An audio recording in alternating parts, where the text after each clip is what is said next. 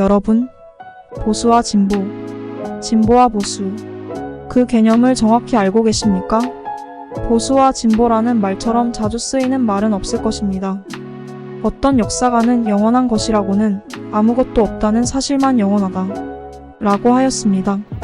변화와 개혁은 누구에게나 꼭 필요한 것입니다. 우리도 늘 변하고 개혁하여야 합니다. 문제는 변화의 내용이 문제입니다. 그래서 이 기회에 보수와 진보를 생각해보고자 합니다. 사실 사전적 의미로 보면 보수는 지킨다, 는 것 또는 변화를 거부한다 라는 의미이며, 진보란 발전, 개발, 성장 등의 의미로 해석할 수 있을 것입니다. 그러나 이러한 사전적 의미는 정치 사상적 개념과는 천지 차이의 의미를 두고 사용되고 있습니다. 진보의 반대말은 사전적으로는 퇴보이죠. 여기서 문제는 이념적으로 보수와 진보를 대칭시키는 경우에는 보수란 무엇을 지키는 것인가, 어떤 변화를 거부한다는 것인가 하는 것을 생각해야 합니다. 그것은 한마디로 자유를 지킨다는 것입니다. 개인의 자유와 창의성을 존중하고 직업 선택의 자유와 종교의 자유 등 인간의 존엄성에 대한 가치를 수호하는데 있어서 본질을 훼손해서는 아니 된다는 것입니다. 이에 반하여 진보는 개인의 자유를 보장함으로써 발생하는 빈부격차를 해소하기 위해서는 자유를 제한, 양보, 희생하고 평등을 주장하는 것입니다. 보수와 진보의 차이는 자유를 인정함으로써 발생하는 빈부의 격차를 비롯한 많은 사회 문제에 대하여 그 흠결을 어느 정도로 보완할 것인가의 차이에 불과합니다. 보수파는 여전히 자유의 소중함을 강조하면서 부분적 보완에 그치고자 하며 불평등이야말로 성장을 통하여 해결할 수 있는 것이라고 합니다. 그러나 진보는 자유보장 시스템 내지 시장 경제의 순기능을 인정하지 않고 상당한 부분을 평등으로 수정하고자 합니다. 그 극단에 있는 것이 사회주의나 공산주의라고 보면 됩니다.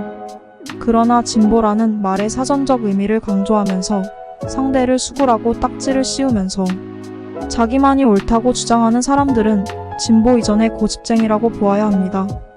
그러면 보수와 민주화는 어떤 관련이 있는가? 한마디로 보수는 자유를 가진 자가 자유를 빼앗기지 않기 위하여 버티는 것이고, 민주화는 자유를 빼앗긴 자가 자유를 회복하기 위하여 투쟁하는 것입니다. 그러므로 양자는 인간의 자유를 중시한다는 면에서 동전의 양면과 같습니다. 이것을 세간의 사람들은 잘 모르거나 알면서 왜곡하는 것입니다. 고카가세라고나 할까요? 미국의 보수정당인 공화당을 리버럴 파티라고 하는 것을 보면 보수가 자유와 관련이 있다는 것을 알 수 있습니다.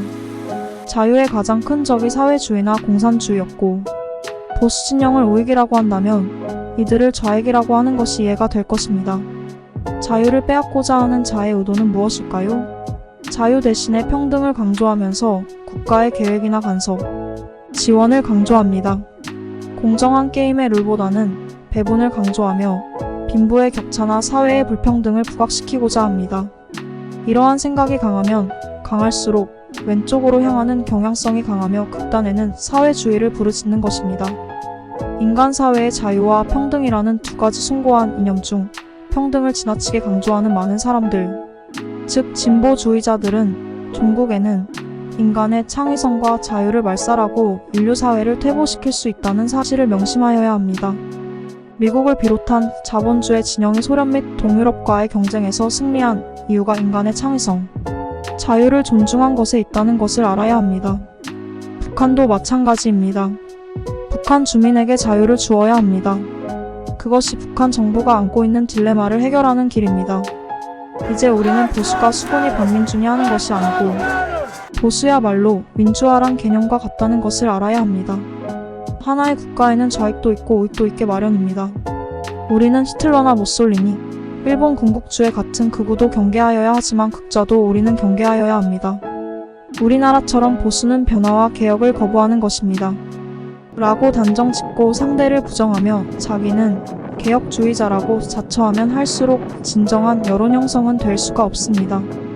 보수와 진보는 상대적인 개념이며 서로를 인정하고 차이점에 대하여 정책적으로 수렴하고 토론하고 합의하는 문화를 정착시키는 것이 선진한국으로의 지름길이라고 생각합니다.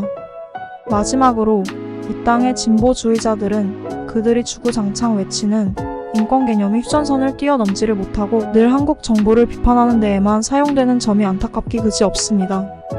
북한이 친일 청산을 잘하였고 대한민국보다 더 자주적인 나라라고 생각하신다면 북한에 가서 사십시오. 우리는 아직도 사상 논쟁이 끝나지 않는 시대에 살고 있으며 늘 깨어 있어야 한다는 사실을 명심해야 합니다.